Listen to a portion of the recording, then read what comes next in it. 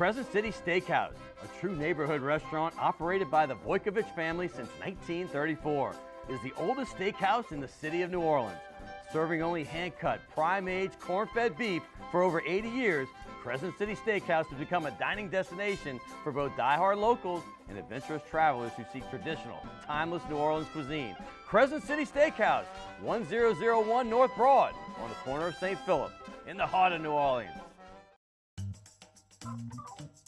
Fall in love with autumn with PJ's new seasonal lattes. Our pumpkin latte brings you all the flavors of a pumpkin pie, with hints of cinnamon and nutmeg, like your favorite holiday dessert in a cup.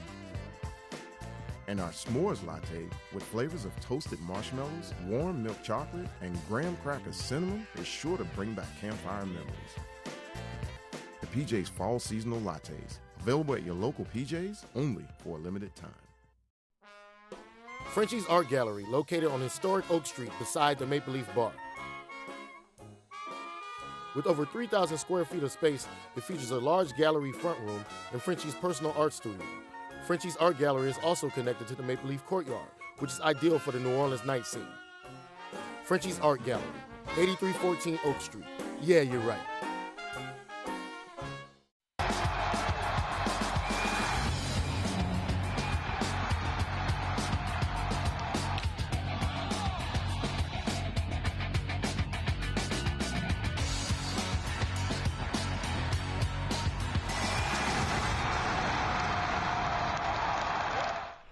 Good evening and welcome to Primetime Sports. Summer is officially here. As you can see outside, it's around 100 degrees and the official day of summer is now, but it's been here in New Orleans in the Gulf Coast region for quite a while.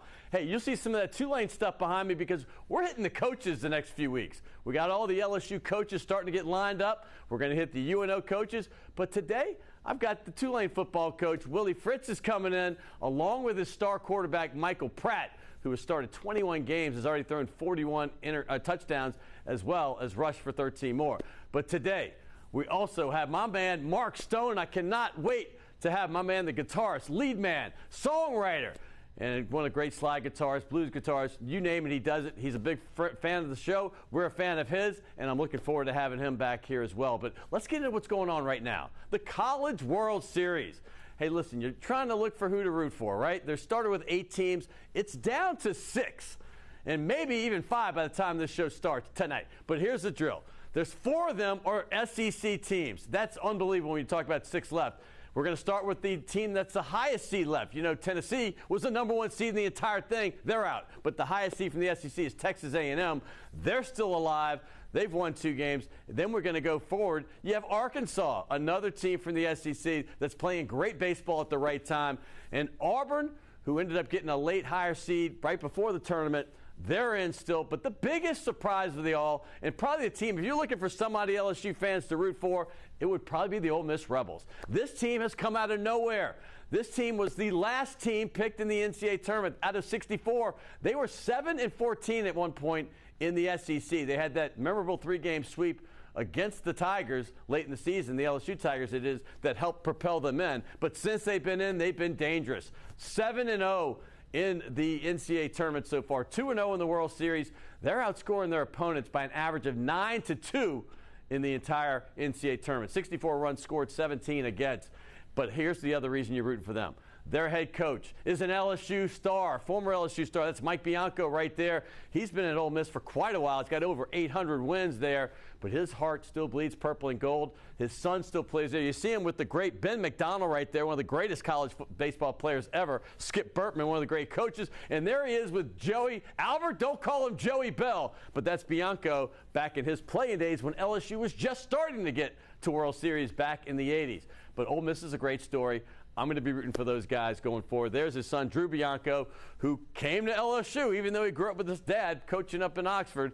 But like we said, it runs purple and gold in that family. Hey, moving forward, it's been 3 years. But let me say this. We already talked about Willie Fritz and Michael Pratt. I cannot wait for those guys. But going forward here with the rest of the thing, the NBA draft is coming up. There's the Golden State Warriors. That happened last week. But Stephen Curry gets his 4th title along with Klay Thompson and, of course, Draymond Green. Steph gets his first NBA Finals MVP. You remember Andre Iguodala won one year, and then Kevin Durant got the other two. But that team has been to the Finals 6 of the last 8 years, and they got their 4th title, literally, in the last 8. So here we go. But Pelicans fever is riding high. And thanks to the Los Angeles Lakers' demise this season, the Pelicans, via that trade they had, obviously with the Lakers with Anthony Davis, and then with the deal they had with Memphis, they've got the 8th pick of the draft this year. So they're going to build on that big fever they had with Brandon Ingram, obviously, the great rookies from last year. There's your good C.J. McCollum, obviously from pickup in midseason, and then Herb Jones, and obviously Alvarado. And then you see Murphy right there. But right now, they get another selection to go along with Zion Williamson, who is about to sign an extension. Things are looking great. Tomorrow night will be that NBA draft. And also the Stanley Cup. How about this? We don't have a lot of ice down here, but I've been watching hockey since the playoffs started. And I've watched the Avalanche and Lightning in each of these 3 games. It was a decent first game. The Avalanche won that one. Second game was a blowout, 7-0. You don't see that many goals scored ever in hockey, but they blew them out. But then the Lightning last night came back and took care of business 6-2 to tighten up the series at 2-1. Don't forget, the Lightning were down 2-0 to the New York Rangers in the Eastern Conference Finals last round, but they came back and got it done. Can they do it again? We'll see. Lots of action going on. Like we said, we have my man Marc Stone. He's going to be coming up. But we also have Michael Pratt, the great quarterback at Tulane. But coming up next, head coach for the Tulane Green Wave, Willie Fritz, right here on Primetime Sports.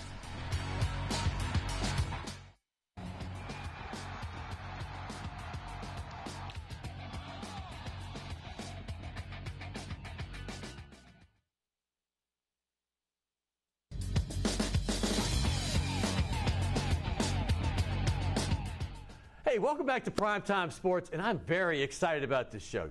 As you know, for 6 years I've been talking about how much I love the Tulane Green Wave. I went to LSU, but I grew up a Tulane fan. I grew up right near the old 80,000-seat stadium. Well, now they have a beautiful stadium, as you know. It's beautiful on the other side, right closer to Claiborne, but we have the head coach now who's been here for now 7 years coming into the season. I feel like until the last couple when COVID took us out, I had him on every year, and I couldn't wait to get him back. One of my favorite guys in New Orleans, one of my favorite guys in the coaching business, Willie Fritz.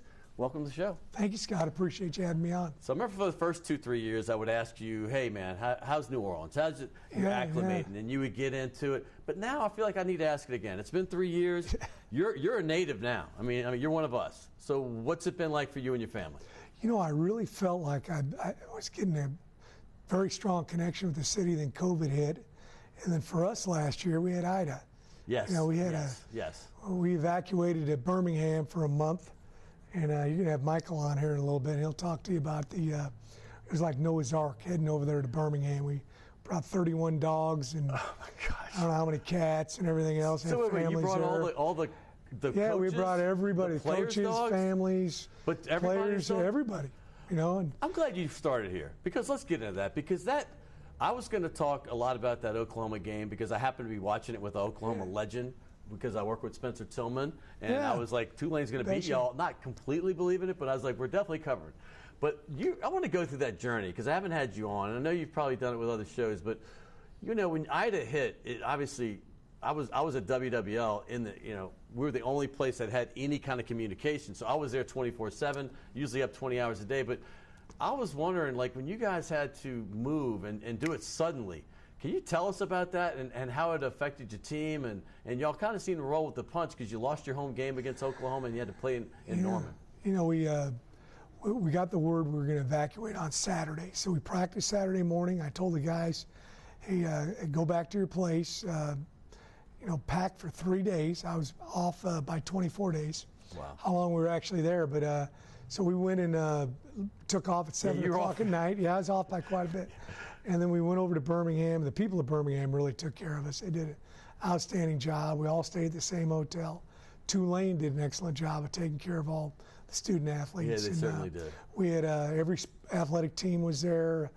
They let us bring our families, our pets. I know I brought my dog, and absolutely. I think Michael comes on. He brought your pet too, didn't you? Give a shout out. What's your dog's name? He might be watching. Jax. Unfortunately, Jax passed away here. Oh man. About a month or two ago, But it was, it was really tough because we didn't have a place to really lift weights. Legion Field was nice enough to let us practice Legion over there. Field, man. Practiced over there, and they were excellent to us. But it was a unique experience I think we'll all remember. Well, okay, I remember being disappointed when I heard the game couldn't be played here, because I know y'all were looking so forward to that. Oklahoma was ranked number 2 in the country, and there was a lot of, certainly locally, a lot of hype going into that game. Obviously, your quarterback had a great freshman year, and it was exciting. I mean, you were hosting this team, and then the gut punch that you had to go to Oklahoma. Now, from the outside looking in, you seem to handle it well. Obviously, the game, which I'm going to get to in a second, was almost one of the more miraculous games in college football history. But what was it like when you went there, as opposed to, like, you've been talking about the lead up for the game at home for so long? I think our guys were just excited to go play football. We'd fought through so much, and the guys were away from their families. We're in Birmingham. A few of the people had some serious issues they were worried about here in New Orleans, our local guys. So I just think they were excited about having the opportunity to go there and play. And Oklahoma really, rolled out the red carpet for us. They certainly did. They were very good about everything. And I was hoping we were going to play them in Legion Field, but it didn't work out that way. But our guys rose to the occasion and played extremely well that day. I love that stadium because, I worked with Spencer Tillman for 20-something years. He's a legend there. He's an MVP on the national championship team. But this was the first year, last year, I didn't do a game there because we do Pac-12, Big 12, and Big 10.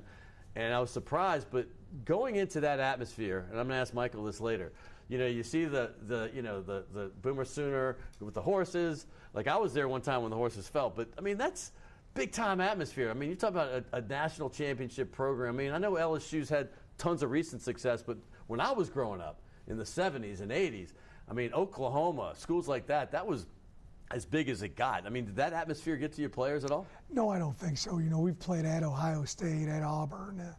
We played a few different places. We played at Oklahoma a few years back. That's right. You did. Back. You did. Their first-team quarterback was Baker Mayfield, and their backup was Kyler Murray. Kyler Murray, so right.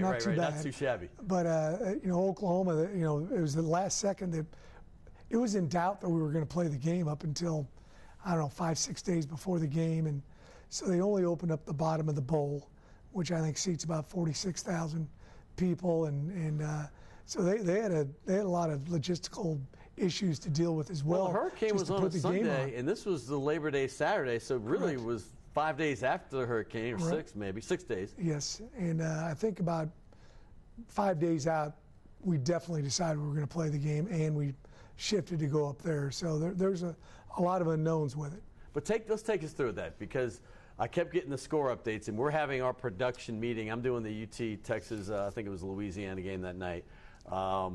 And I was with Spencer, and I'm like, oh my gosh, like Tulane's really doing this right now. As a coach, when you see your players hanging tough and playing like they belong, they certainly did, and you had the ball at the end almost with a chance to beat them. And I know one guy was very nervous. I'm sure their whole fan base was. But what's going through coach's mind? Well, you just keep coaching the ball game. Right. You want to understand the situations that are going on during a game, and coach to those situations as well, and so you try not to get caught up with where you're at, stadium, how many spectators are there, who you're playing. You just want to make sure that you're was it sold out? On top of the game. No, they just had the bottom. Oh, the bottom bowl. That's right. But how many is top, that? I think it was 46,000. That's still a lot of folks, man. They're loud. Yeah. It was good, very good atmosphere. What about the time you've been here? Let's go take it back when you started. And you came from Georgia Southern, lots of success there, obviously. But now you're going through your 6th season, going to your 7th. What's your synopsis of what's going on here since then? Well, we last year obviously was, we feel like was a very down year for us with everything that happened with Ida and then coming back here and all that kind of stuff. You don't want to make excuses, but I'm making them for you. That's not easy to deal with, man. You weren't here for a month. We've gone ahead and we've kind of moved on from it. We played in 3 bowl games in a row. We're very proud of that. First time in school history, first time in the history of Tulane football that had 3 winning seasons in a row. We're excited about that as well. We want to get back to that. We've been really close. Michael's coming in a second, and his freshman year, we were this close to winning 9 or 10 ball games. That was amazing. Right. We just need to get back to playing the football that we're capable of playing, and Feel like we had another excellent recruiting class. Got a lot of veterans coming back, offensively, defensively, and also in the kicking game. And it's great to have a lot of familiar faces. I'm also excited about the freshman class we've got coming in. We really assigned a great class. Sorry about that. That's me. By the way, real quick, speaking of that freshman class, let's talk about it. What you got coming in? I mean, because you'll just edit that out, right? I wish we do. This is called live to tape. That's all right. There's no secrets here. We're not like taping live right now, but this is live to tape from today. So, but the fact is, you got a class coming in. I want you to get excited about it because I'm going to preface this by saying I was the guy that had to talk to you every Tuesday, and the thing is like you were riding high after that. Man, we almost got the #2 team, and you know how hard it was because I was like, you're one of my favorite guys, not because you're sitting here. I tell this to everybody when you're not around. Like when they asked me about Tulane's coach, I said one of the great dudes besides on the field, off the field, and I truly mean that. So my heart was feeling for you because I knew I could tell your tone each week. You're trying to keep it going, and it's like. Because you've had unparalleled success in recent history here. Not many coaches have been here this long. I think Selfo had 8 years, but not many successful at all, maybe one. I mean, you've had that taste of a few winning seasons in a row, and I'm going to tell you, as a Tulane guy, I mean, Tommy Bowden had 2 seasons here, and he had the undefeated, but he was gone. I went through the years of all the coaches. The guy I grew up with, Benny Allender, I just assumed was here for 2 decades. He was here for 5 years. Right. So you've had some longevity here, and now you have a base, so your recruiting base is solid. People know who you are. So how has that helped you recruiting, particularly with this coming class? Well, I think the tough part when we came in was selling the football. You know, we sell 3 things here at Tulane. Number one, the opportunity to get a world-class education. You know, we talk about a 4-year degree to help you next 40 years of your life. I use that line you told me a lot. Well, it really is. It's a 40-year degree, right? It's really neat, the jobs that I've seen. I've been here long enough, and I've seen our guys go on to some really fantastic job opportunities. Second thing we sell is the opportunity to play big-time Division I football. This is a great league. There's 10 conferences that play Division I football, and our conference, the American Athletic Conference, has been in the top 5 every year that I've been. Well, you had one in the Final Four this year in the championship series. I think we had 4 in the Final 25. Yeah. We had a heck of a game. And you almost beat them too. Yeah, we did. That was a great game. And then last but not least, we really sell the city. We think that our guys have an opportunity to get a really unique experience. We're a small university in a big city. We're in a great area of town. There's so many different things to do here in New Orleans. And I think by the time the guy gets to his 3rd, 4th year, you know, they end up, you know, like you, wanting to stay in the city. Yeah, they're not wanting to go anyplace else. Right. And we got a lot of guys that are, you know, a lot of our NFL guys, they come back here in the off season. That's where they want to be in the summer and when they're not playing football. So a lot of great things to sell here at Tulane. There's no reason why we can't win big here. You've had some really good players. I mean, I'm like watching Dontrell Hilliard in the NFL last year. He replaced Henry when he got hurt. Right. He was having some great games, some great quarterbacks up through this time. But your guy right now, I want you to talk about him. He's coming up, Michael Pratt. What makes him special, and why is he going to be one of the ones they talk about for a long time at Tulane? Well, he's a tough, hard-nosed competitor every single day in practice. You know, we monitor our guys with the GPS system, and he's always accumulates the top yardage of everybody in practice. That's normally not the case with quarterbacks because they're drop back passing, they're not running routes, they're not finishing runs as a running back. So he just is he leads by example, and he's really a servant leader. He's a captain again. You know, not very many guys are a captain their second year. That's crazy. In the program, and now he'll be a captain again in his 3rd year in the program. So just tremendous leadership qualities, and also a very good football player. Now, when you first started, you did a lot of running attack. I mean, you came from Georgia Southern. Now, this guy has 41 touchdown passes in 21 games. I'm a numbers guy, so I'm going to throw this out now. And he's only not had a touchdown in one of the 21 games. That, to me, is kind of remarkable. And he's got 13 touchdowns rushing. So that's 54 touchdowns he's already accumulated as a wave quarterback. But you even told me back then, I don't necessarily am married to this system. I'm married to kind of the people I have, and I work it around there. And so explain that, because you've gone from your reputation was a running guy. You're going to win on the ground, but now you change that through the years, and now you go to the air and run. Yeah, we're 50-50 team, right. and I feel like all teams that win championships normally are 50-50 teams, you know, running the ball, throwing the ball. We've got a great stable of backs. You know, Tajay Spears from here at Ponchatoula is a great back. We've got Ashad Clayton from Warren Easton, who's playing for us now, transferred from Colorado. So we've got some great backs, and we're really excited about them. But we're going to also throw the football, and our quarterback's got to be able to run it as well. I think that's a big difference between the pro game and the college game. You know, unless that Hill guy's in for the Saints, right? He's going to run it some. Yeah. But you know, the quarterback's going to run the ball, and you know, Michael's a very, very capable runner as well. I'm going to say this. I think this surprises non-Tulane people. You've had a big assortment of guys, even before you, but guys that have been in the NFL that are green waves. I mean, it's a good time to talk about. A lot of these guys are on this ball right now. I mean, we talk about Tanzel Smart going into his 6th season, but like, you know, guys like Cam Sample. But go ahead and talk about some of those guys. Oh yeah, and promote Tulane, you know, what they can do for you professionally. Cam Sample, you know, he's played in the Super Bowl last year with the Bengals. He was drafted. Patrick Johnson, Philadelphia Eagles. I think he started 5 or 6 games and inside linebacker. I tell you, guys having just a phenomenal career is Darnell Mooney. Darnell Mooney, you know, with the Chicago Bears. Right. You know, here's a trivia question. He's become a top 5 round draft pick in the fantasy. I mean, Darnell Mooney's like rolling now. He broke the all-time receiving record for a rookie with the Chicago Bears a couple years ago. You know whose record he broke? Hold on. Juwan Johnson? No. Another Tulane guy, I'm assuming? Oh, hold on. Matt Forte. Matt Forte held the record. Yeah. You know, as a running back. Yeah. 2008 first-round pick. So, you know, Matt had an unbelievable career with the Bears, and he went over the Jets for a couple of years. Perry Nickerson from West Perry's on here. High Rod School. Teamer. He's with the Vikings. Rod Teamers. I think he's going into his 4th year right now and playing with the Raiders. So we've had a bunch of guys that have played that have been very successful. Thacarius Keys is also with the Bears. Right now plays corner. Nice.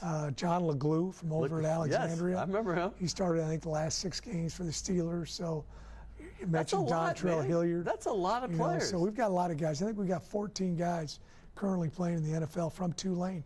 Cairo Santos. You know, 31 of 33 field goal kicker for the Bears last year also. One of my favorites. And then Ryan Griffin. He's a backup quarterback for the Bucks. Started he was right that guy who helped that one guy off the boat when they were having the Super Bowl celebration.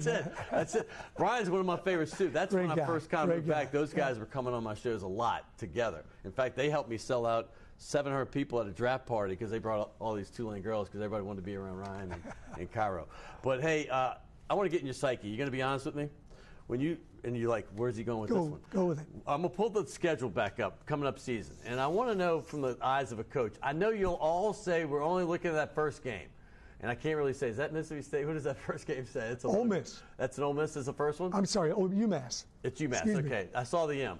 But when you look at a schedule as a coach, and be honest with me, I know you're UMass, you're focused on everything, but how do you look at this and say, okay, are we going to put everything into that? Is it Houston?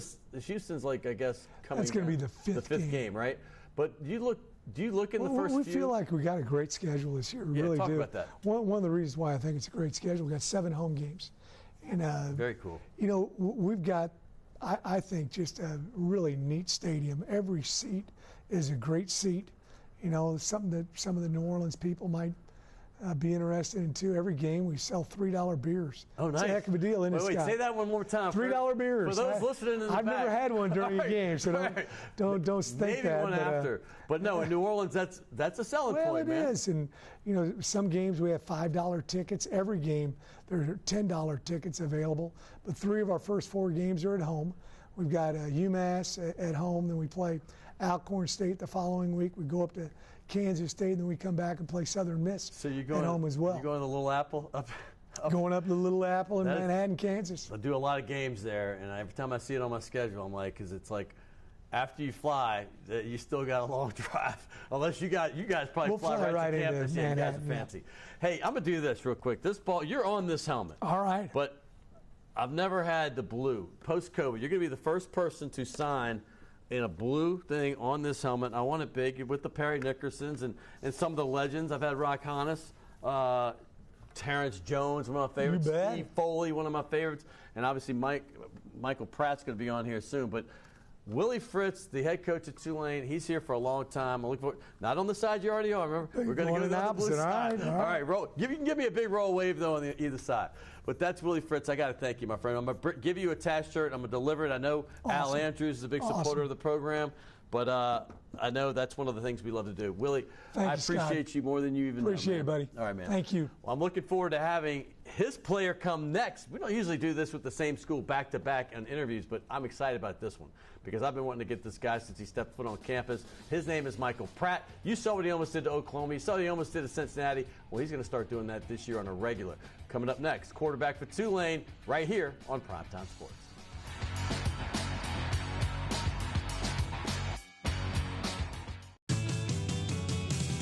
Rock and roll will never die. It's old New Orleans, my, oh my. Come on, baby, let's go rock and roll at the city lane. All night, let's roll, let's rock and roll. Baby, do the rock and roll.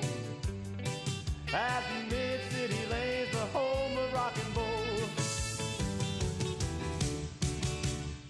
The owners of the Delachaise Wine Bar on St. Charles Avenue have opened up their newest creation uptown on Maple Street called Chez Delachaise, a new local wine bistro featuring a larger menu of small and large plates, a brighter atmosphere, and full table service. Additionally, patrons can enjoy a large patio out front as well as an extensive wine list offering selections from around the world. It's Chez Delachaise, 7708 Maple Street between Carrollton and Broadway. Hey, don't forget my pimento cheese. Of course.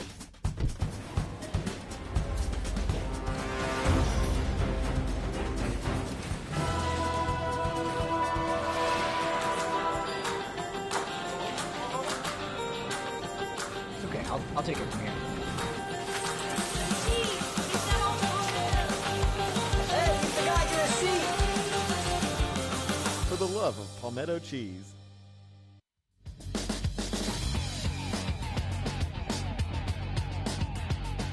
Hey, welcome back to Primetime Sports. And as you can see from the set today, hey, this is a Tulane show, man. I am excited about it. We had Coach Fritz just now. He's going into the 7th year. Now the quarterback going into his 3rd year from Boca Raton, Florida. Michael Pratt came to campus just 2 seasons ago. Now he's going to, like I said, going into his 3rd year. And here he is. Welcome to the show for the first time. We get a little of that going on. Welcome. How you doing, buddy? Doing well. Thank you for having me. This is the first time I've meeting you, and I've been actually looking forward to this. Once I heard Coach said you're coming on, I'm like, okay, this is a couple months before I thought, but I'm excited. Yep. So, first of all, New Orleanians love when you love them, and I'm giving you a hint. You might want to say good things. But when you came to New Orleans, you told me there was a few reasons. It was like the temperature, the work, the city. But now that you've been here for 2+ years, give me your take on the city. Oh, I love it here. You know, just the culture. That was one of the biggest things when I first visited here. You know, I got to really explore the city. They took me all over the place. Went downtown, went and saw the bayou and everything. And just the people here, just super happy. And, you know, everybody's super kind, very inviting. So that was just, you know, learning the culture and, you know, meeting a lot of different people was really cool. Well, that'll segue me to the next question, because what was your perception of the city before, like just before you know, growing up, and, you know, Bourbon Street or whatever it might have been, to where you now know what it's about? Like, what are the differences, and what did you think before, and what is the difference now? You know, obviously I heard a lot about, you know, Bourbon Street and whatnot, Mardi Gras, all that. And, you know, I kind of figured it'd be kind of a wild city. I actually was here probably when I was 12, 13. My mom, my sister, and my grandma, we did a cross-country trip. Oh, wow. Okay. So we drove. We were actually here, went to Cafe Du Monde, saw everything, went down Bourbon Street. So, you know, I had a little bit of idea of, you know, what it was like. And then, you know, then getting here, you know, just, you know, seeing the city and, you know, the culture and whatnot is, you know, just incredible, and, you know, absolutely love it. Well, you mentioned your sister. She plays basketball at Columbia. Yep. You yourself were considering Harvard, Yale, maybe some others. Yep. What made you decide to come to New Orleans to play for Tulane? There's a couple factors. I would say the biggest factor, you know, academics. I was really looking for great academics. Second, location. I'm from South Florida, not a fan of the cold. So going up north wasn't necessarily something I wanted to do. And then, you know, really just the coaches. You know, I fell in love with Coach Fritz and Coach Hall when I was first coming here. The rest of the coaching staff, everybody in the organization, was just super inviting, and just the culture here is just, incredible. I kind of knew from my first visit here that this is where I wanted to go. So what was the final thing when you're on that first visit and you're looking around? Coach Hall, obviously he's got great personality. Coach Fritz is one of the best. What's the final thing when you sat there and, like, in your mind, you might not have told them yet, but when did you say, this is where I'm coming?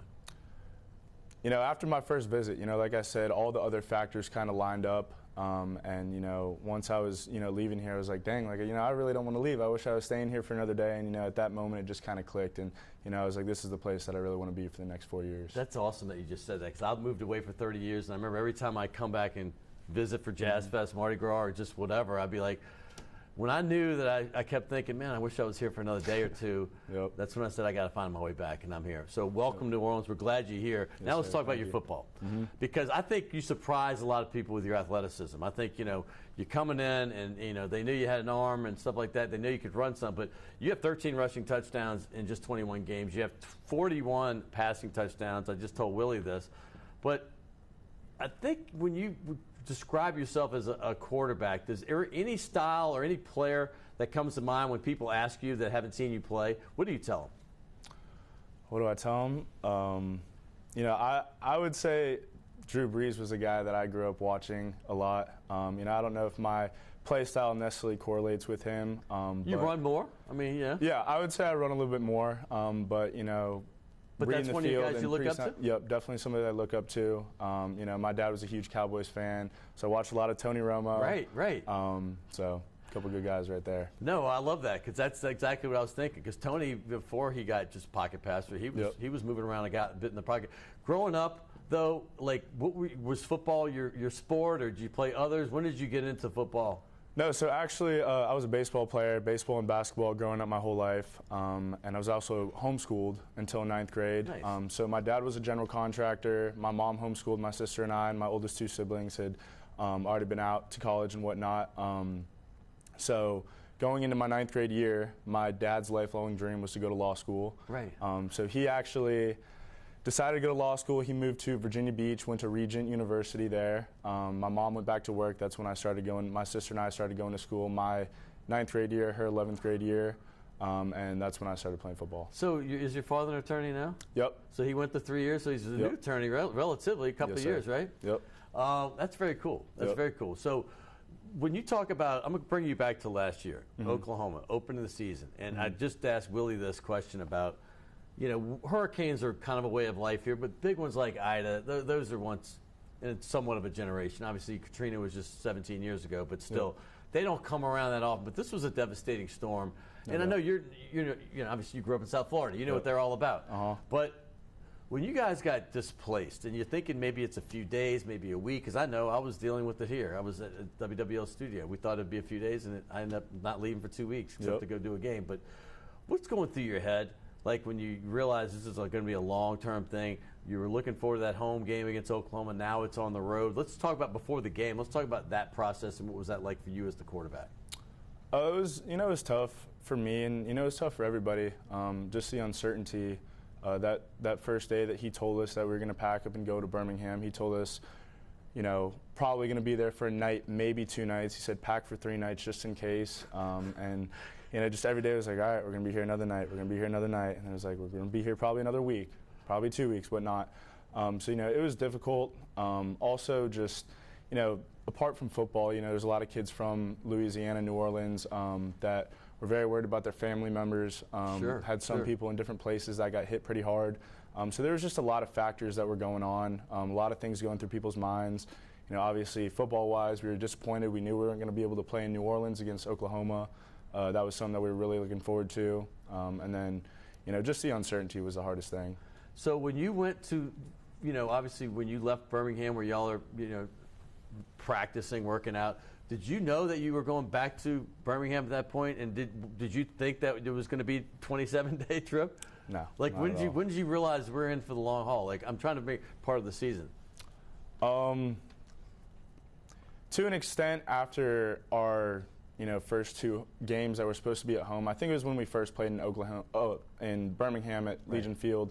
When we played Morgan State week 2, it was kind of like, all right, like this is kind of how it's going to be from now on until further notice. That's kind of when everything kind of clicked. It was like, all right, like this is the cards we were dealt. You know, this is what we got to deal with until, you know, new opportunities present themselves, and, you know, when we're going to be able to go home.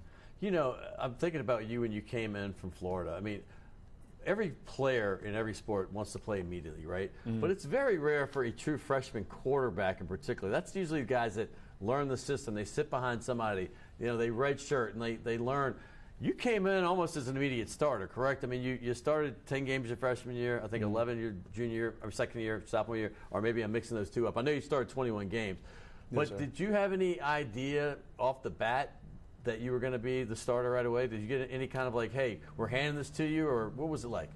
I mean, I came in with every intention of playing, you know, as soon as I could. And I was an early enroll, so I graduated high school in December my senior year, and I was actually here. So that was the COVID year, so we didn't get, I think we got shut down practice 5, which was a big bummer for me, especially because that was my time to kind of prove myself and you know, really learn the offense, because the spring is, you know, huge for, you know, guys trying to, you know, get some playing time and especially whatnot. guys like you coming in early. But just that first semester really helped me out, and I think the biggest thing that benefited me is, you know, aside from football, was just acclimating to college, being away from home, kind of learning the rhythm of things, and, you know, how to adapt and, you know, how to prioritize different things. So that was a big factor of, you know, first getting here. And, you know, a lot of the guys also, Keon Howard, who was the guy before me, did an absolutely amazing job mentoring me. What a great guy he is. That's very cool to say. That really is. Absolute great guy. You know, there was never any type of conflict between me and him, even after, you know, I came in the third game and took over. That's a testament to him and his character, absolutely. Man. Right. Oh, his character, just unmatched. You know, he led me from day one when I first got there. You know, he had my back every day. He answered every question I had, you know, truthfully, heartfully, and that's just the kind of guy he is. So a lot of credit to him. I love that you just said that, Michael. I really do. He really helped me out, and, you know, that was something that I really noticed. And, you know, just a great guy, and, you know, I'd say that definitely helped me. I mean, just you know the hit, confidence-wise. I mean, there was a stretch here. Tulane quarterbacks were going to the NFL pretty regularly. I mean, like Patrick Ramsey and J.P. Lossman were first-round picks. Sean King led the team to an undefeated season. I mean, they were incredible. He quarterbacked Tampa Bay in an NFC Championship game. I'll never forget that against the Rams. This crazy game. It was a low scoring. But they have history here. No doubt. And is that an aspiration for you? Yeah, you know, obviously I got to see where my opportunities lie and what presents itself, and, you know, what God's plans are for me. But, you know, I'm just going to keep working hard every single day and see where that takes me. Right. Yeah. You don't want to put the cart before the horse, but going forward. But what if you're not in football? What are you going to do in the future? That's a good question. Hopefully something. I'm studying kinesiology, so hopefully something related to athletics. I love teaching, so whether coaching, strength coach, whatever. You know, hopefully something within the athletic lies. So I'm laughing, you know, because when you said kinesiology, I took a 3-hour course once and thinking, you know, it's only once a week. I'll go at night. Big mistake. That was brutal because because night classes. Yeah, because, you know, you got the hour class in a day, sometimes hour and a half, and then you're like, oh, I'll knock this out in one night. I mean, it was. And that's what you think. You can't miss it, because if you miss, that's missing a week, right? Oh, yeah. And it was brutal. So I'm just going to tell you, I didn't do too well in that class. So good luck to you on that. But as far as, like, let me say this. You got to meet the Mannings, correct? Yes, sir. I mean, listen, this isn't just any family. I mean, it's like Archie Manning was my hero growing up, along with that book right there, Pistol Pete. But you got to quarterback at the Manning Passing Academy. Cooper Manning is the oldest son. What a riot he is. And obviously we all know about Peyton and Eli and their heroics on the football field in college and the NFL. But what was that like as a young kid, man? I mean, you're now hanging out with these obviously national superstars. No, it was awesome. You know, obviously growing up, I'd watching football and seeing them on the TV and being, you know, amazed by what they've done. And then when Archie first told me, you know, he wanted me to come out to MPA and, you know, do that whole gig, I was super excited. And then just going out there and, you know, first off, getting to work out with Peyton and Eli. They led some of our drills that we did, because, you know, we coach the campers, do all that. I got to stop you, dude. And then, you said you casually said working out with Peyton and Eli. These are Super Bowl MVPs we're talking about. These are Peyton is one of the greatest passers in NFL history. Yep. Come on, be real. What was it like when you first met them? I know you're a cool, calm, guy, and you seem like you're cool under pressure, but this is still the Mannings. Yeah, no doubt. It was super exciting. You can't stress that enough. This is awesome. Even just when I first got there and seeing them, it was like, there's Peyton and Eli. Wow, right there they are. Yep. And just. Super cool guys. Cooper's awesome. He's hysterical. He's a character. They're all funny, right? They're all funny in their own way, but Cooper's another level of fun. Yeah, Cooper's definitely the most high-strung comedian, and then Peyton, and then Eli's a little quieter than He's definitely always has been. Yep. Well, have you seen the Book of Manning? That's something now that you know them. Mm-hmm. It's not a 30 for 30, but it's basically the same thing. It's on SEC Story. But Google Book of Manning. Book of Manning. It's phenomenal. Okay. And now that I have to do that before Friday. Yeah, you're going back. You're going back, right? Yes, sir. Yeah. Okay, so you're a counselor. Yep. Okay, so tell us how that works, because there's so many great future NFL quarterbacks and some that come back as NFL quarterbacks, but. Mm-hmm. For those that don't know, that just hear about the Manning Passing Academy, most people know it's in Thibodeau and it's at Nichols University, Nichols State to some, but the Colonels.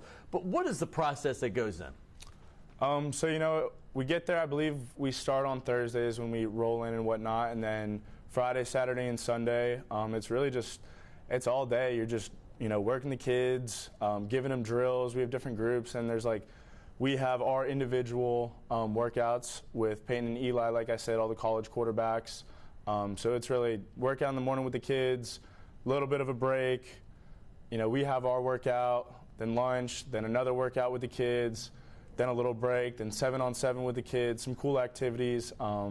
It's really cool. Like I said, I love teaching, and just getting to go out there and impact those kids in a positive way and see how excited they are to be out there with, obviously Peyton and Eli, but also just the college quarterbacks that they're watching right now. Is just a super, super cool experience. All right, before I let you go, there's two things I want to get to before we end. The Oklahoma game, we talked about the process, but you guys were playing the number 2 team in the country in their stadium. Yep. I think they're probably a 30-point favorite, right? Yep. You guys, I think the spread was 31. You guys were in it the whole way. I covered, by the way. Yes. Mm-hmm. I mean, allegedly. I told people to. But the fact is that you're thinking, okay, we're always going to have the mentality to win, but go through this process, because besides having the ball with a chance to win at the end of the game, what's going through Michael Pratt's head? Because, I'd be just nervous as heck. Obviously, you're playing the number 2 team and with all the storied history, but nothing seemed to faze you. Yeah, with everything going on, with the hurricane and whatnot being relocated, and finding out then instead of playing at home, we were going to have to play in Norman. Just that atmosphere, even, being there with all the fans. And, my first year with COVID, there wasn't fans. So that first game in Oklahoma, I think we had 45,000 people there. So just the atmosphere. And, I think one of the biggest things that I would say that I was proud of all my guys was that, they went into that game with every intention to win. And, they just never gave up. And, Well, congratulations. I know it wasn't a win, but it was, people were talking about you around the country. Before we go, you're going to be the second person to sign in blue. I'm happy to have you. Yes, sir. Michael, this has been great. Awesome. And by the way, as you sign this ball, I want you to talk about Coach Fritz. Now, don't say too many. I think he's gone, so you don't have to worry about it. But if you're still here, Fritz, I need you to come back for a picture. But the fact is what's he like as a coach? And if he said you might have to run laps if it's complimentary. He's awesome. He gets after us when he needs to, but he's super easy to communicate with.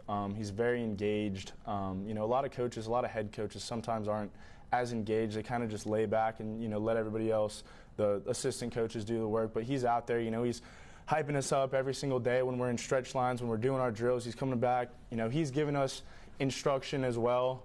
So he's just very interactive with us. All right, Coach. I think he's out of stare duty on the stadium. I think he proved himself.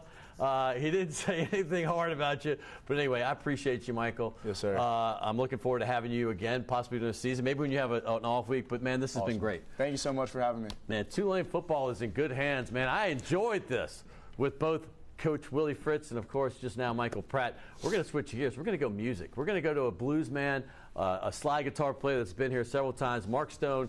He's got a great story to tell. He's been playing with one of the original Meters, which is New Orleans Legends. That's coming up next right here on Primetime Sports.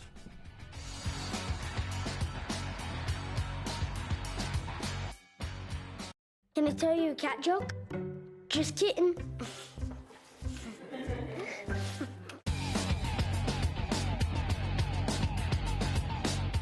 Hey, welcome back to Primetime Sports. I love the Tulane interviews, but we're going to do a segue right now. We're going to get into music. You know, this is a sports and entertainment show. We're not all sports. I love sports, but we obviously have a lot of musicians, and one of my musicians I've had on this show a bunch. First time since COVID, of course, but he came on at least 3 or 4 times before COVID in those 5 years we were doing shows. His name is Marc Stone. I talked about him in the open. Obviously, he's a slide guitarist, but he's more than that, a blues guitarist. He's also a songwriter, and he's a frontman in a band, and now he's playing with Leo Nocentelli, obviously of the Meters fame, and we'll get into that in a second. But here he is, my friend, my man. How you been, Marc? Good, man. Long time. Good to see you, brother. It's been a minute. I appreciate you so much. I appreciate you coming last second. I know that's tough for musicians in particular. You work late nights. Well, you know, or you're up early on the phone trying to make stuff happen. Right on. Yeah, I've got a radio show in a couple hours. So, do you really? Yeah, WWOZ. I've been with OZ for OZ. That's right. 20-something years now. Yeah. Well, before we get into that, I wanted to ask you real quick about COVID, man, because you know I've had ET on recently, and he's lost 100 pounds, and he's had. Ephraim? Yeah, Ephraim Towns. I haven't seen him in a minute. He's 100 pounds lighter. I mean, it's kind of disconcerting when you see him, but he looks great. But bottom line, COVID obviously killed musicians as much as anybody. I mean, even my business, I was off for 26 months. But you guys in particular, you guys are the guys that entertain people, and you know, I don't know how you did it, but what was it like for you? You know, everyone had their own experience with it. You know, without getting too morose, unfortunately, I had the shutdown was March 16th. Played my last gig. My 50th birthday was March 26th, which, you know, I'm not really big into numbers, but that's kind of a self-assessment right there, dude. I mean, number. Yeah. So, you know, like at that point, then I'm looking at a blank slate. We don't know if we're ever going to work again, you know, what's going to happen. And then at the time, I had been working with Big Al Carson and the Blues Masters, who were, you know, friends and mentors to me going back 25 years. And it was, you know, I was really honored they asked me to be in the band. But right after the shutdown, their bass player, who was a dear friend of mine for 25 years, Harold Scott, passed away from cancer.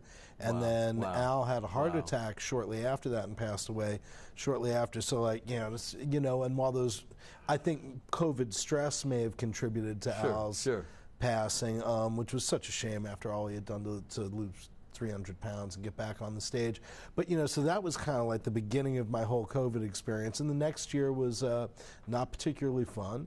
Well, I didn't mean to get into some bad news here. You know, I mean, you know, so, but I mean, like a lot of musicians, you know, I kind of retreated into myself and my little home studio, and we did some studio sessions early on where we were really careful about mapping out distancing and wiping down every surface, and you know, we managed to make a record which which I did a soft release for, but actually I'm going to add one more track to it, so we'll do a full release in the fall. But you know, I mean, that was, you know, there were a lot of amazing things that came out of it. I mean, you know, the art of having a real conversation on the phone. No doubt, no doubt. Isn't that true? Having to speak to your spouse or your significant other or your kids, you have to be there. Well, yeah, and just, you know, the joy of reaching out and connecting when you actually have time to do it and everyone's kind of jonesing for that connection. That was one of the beautiful things that happened during that. And, you know, coming out of it, I started gigging about a year later, March of last year, 21. And every show for months, someone, if not multiple people, but at least someone would come up and say, you know, this is my first live music experience since before COVID. And stuff like that was just so enriching and really gave you an understanding of how meaningful music is to everyone, how badly people were missing it. And, you know, I still meet people who are still, you know, somewhat coming out of a shell because of, you know, maybe personal health issues or someone they have to care for. And, you know, seeing people's reaction to, you know, seeing music again after, you know, not seeing it for so long. Well, let me remind people who you are. You're originally a New Yorker, but you're a New Orleans native now. You've been here 3 decades, right? 30 years next year, yeah. Remind people why you came and why you stayed. Well, you know, I came, my best friend who I went to high school with, there we go. There I am in 1993, the month I got here. Is that around when you came? That is the month I arrived here. That's either September or October 93. Okay. Yeah. I'm the only one still alive in that picture. That's the Are you kidding me? Yep, Slewfoot Blues Band on Jackson Square. Sonny Boy, Slewfoot, Michael Anderson, Scott Johnson, and they've all passed. Picture, yeah, I'm sorry to hear that. Yeah, that just popped up. That popped up on Facebook out of nowhere. Jeremy Lyons tagged me on it the night that we had played with Leo at Jazz Fest to debut the Another Side album. So it was a very kind of full circle moment to see that. That's a full circle segue, by the way, because Leo's one of my heroes, obviously 50-year guitarist with the Meters.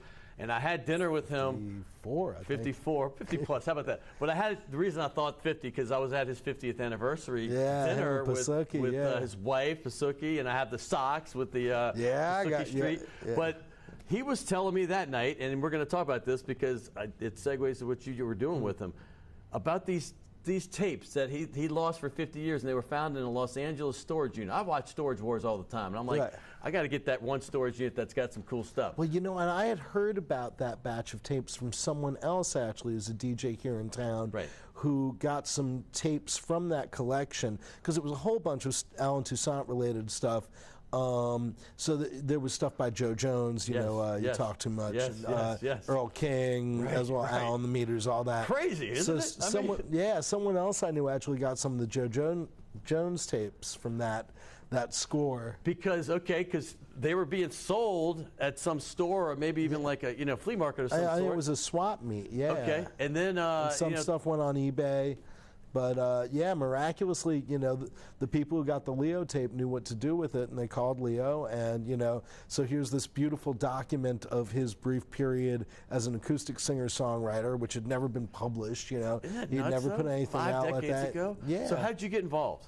Well, I met Leo a number of years ago through his sister Roz, who has Breakthrough Media, and she asked me to write an article on him, like the definitive Leo article around the time he was moving back to town. That's an intricate article. Oh, it was amazing. It was so cool, you know, and Leo was so great to talk to. I'm fortunate that I know a lot of his contemporaries from the pre-Meters days when he was a session man here in New Orleans. So, you know, I knew George Davis and Walter Payton and people like that. So we had a lot to talk about, and we became friends. And at the time, I was doing a lot of music at the Little Gem Saloon. I think I was still the talent buyer there at that time. That's interesting because that's when I first kind of met you. That's right. It was a lot of stuff there. Yeah. But so Leo came in and did a show for us there, and then I have a band called the New Soul Finders, which we had on this show a few years ago with Marilyn Barbaran.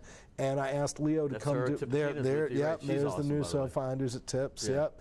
And Leo agreed to come do a show with us, playing all the, we were inspired by the funk stuff that Eddie Bo did in the late 60s, because Eddie was, Marilyn was part of the original Soul Finders. That's right. It's all coming back to me because I did a bunch of Eddie Bo stuff with you when last time you were here. So Leo did that with us.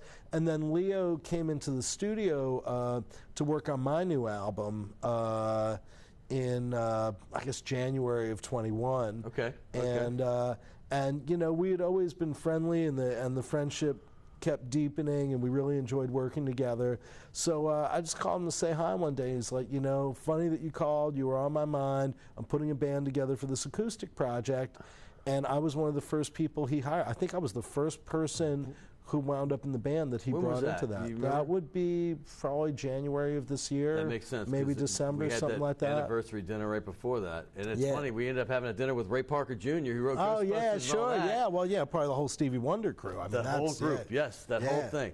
But real quick about that whole Jazz Fest experience, because I want to get into that, because that's pretty darn cool. You're with the guy that played, obviously, George Porter, Art Neville. I mean, he's a legendary dude. He's Leonardo Santelli. There he is. And his brother Angelo, who I've been friends with for a million years on bass. But for those that don't know, Hey Pocky Way is a song we all know from Mardi Gras and everywhere else in New Orleans. Sissy Strut. There we go. Yeah. What was this experience like for you? Well, it was really cool because to work with a really iconic artist, I mean, that's always cool. Absolutely. But to work with them when they're 75 years old and they're being taken out of the context they've been in their whole career, to go revisit this moment in time that was never really part of their public performing life or their public presentation of recordings. You know, he was never an acoustic guy. Right on. And so to get to work with him while he's going back within himself to find now a means, a band to express this acoustic moment he had 50 years prior, and to get to watch him build this whole situation and to work so closely with, so, as a guitarist, to work so closely with another incredible guitarist, like Leo. So cool, man. Oh, just such a great experience. Would you put this as one of the great experiences of your career? Oh, absolutely. Nice. I mean, how could you not? And then, now, we've got other stuff. I don't know what he has and hasn't announced yet, but I can say there's been some really cool calls coming in for the project, so I'll be doing some of that in a couple of weeks, something really special. Yeah. Well, speaking of a couple of weeks, next Friday, I want to get everybody knowing this because I'm going to promote you again next week. Oh, yeah, right. I always do this. John Mooney and you, DBA, will tell people while we sign it because you're going to be the first ever with the blue pen. Wow. I've decided something this. I did 4 shows already, and the new guys sign balls like Tim Floyd, all these coaches and players. But I said, you know what, I'm going to do a post-COVID color, and it's blue, and you're going to be the first ones. The Tulane guys, they sign the helmet, but you're going to be the first one to sign a ball right here. But tell me about the show next week while you're doing it, because we're going to put that graphic up. Excellent, thank you. All right, well, while I sign the ball, I'm honored. That's how we do the it first on the show, blue pen, and I got you a task performance shirt coming your way. Shipment didn't come in yet, but I that's all right. We're all having supply line issues. Can that graphic back up real quick? So in addition to working with folks like Leo and the new Soul Finders with Marilyn, we had our Bayou Boogaloo debut this year. I mean, I've been leading my own band for years, and you have some nice pictures of us at Jazz Fest. I've seen you at Fritz Quarter Fest of the years. I remember you called me out one year. I was with Coach Brady from LSU. Oh, very cool. I appreciate you, man. I really do. Of course, man. Thank you so much. Of course, and I'm going to promote you again next week, all right? Well, that's all good, baby. But yeah, we'll be at DBA with my band, with the great Joshua Paxton joining us on keys for the first time, doing a band gig with us in a long time, and Alfred Small on the bass, the great Donald Sugar Daddy McGee on drums. I love it. You're waking up, baby. Oh, yeah, you came in a little bit tired like I did. Of course, and now he's all jacked up, ready for the show. So I love what you do. Continue what you're doing. We need you guys, and we need musicians, people like you, keep doing what you do. Well, thank you, brother. Well, so we'll be there with the great John Mooney guesting with us next week at DBA. At DBA next Friday, right? Next Friday night, 10 o'clock. I appreciate you, my man. That is Marc Stone. Hey, listen, this is sports and entertainment. We're not just sports. I know I'm 75-80% sports, but I love to have all the best musicians come as well. A lot of people to thank, man. Willie Fritz, the head coach of Tulane, going into his 7th season. Get out there and get some tickets. Go out there and support the Green Wave. They're your local football team right here in New Orleans. Let's get after it. And their quarterback, Michael Pratt, you got to see what a great guy he was as well. He is now 3rd year coming in to the Green Wave. They're going to have a great season this season. Hey, I want to thank everybody in the back, too. How about Jim Dodson and Ron Yeager, the guys that make this possible? I'm back at WLE for my 5th show after COVID. I'm excited to be back. Will Hill does the thing. He does it better than anybody else back there in the booth. And also, of course, my man Alex. And don't forget Logan as well. We'll be back right here next week on Primetime Sports.